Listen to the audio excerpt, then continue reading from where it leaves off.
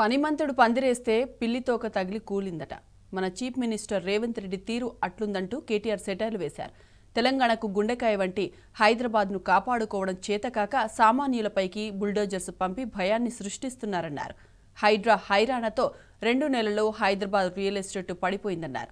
రిజిస్ట్రేషన్లు లేక ఆదాయం భారీగా తగ్గిందని ఆవేదన వ్యక్తం చేశారు. కొత్తగా ఆదాయం సృష్టించుడు లేకుంటే పాయే, కానీ ఉన్నది ఊడగొడుతున్నారంటూ ఆగ్రహం వ్యక్తం చేశాడు. రేవంత్ ఎవరి ప్రయోజనాల కోసం పనిచేస్తున్నావో అర్థమవుతుందా? నీ 4 బ్రదర్స్ సీట్పై ఫోకస్ చేసి అక్కడ కృత్రిమ రియల్ భూమ్ కోసం ఆలోచిస్తున్నట్లున్నావు. సామాన్యులు కొనుగోలు అమ్మకం లేనిదే భూమ్ ఎట్లా వస్తుంది? ఆదాయం ఎట్లా పెరుగుతుంది? ఏం చేద్దాం అనుకుంటున్నావు స్వామి తెలంగాణను అంటూ రేవంత్ రెడ్డిని ప్రశ్నించారు కేటీఆర్.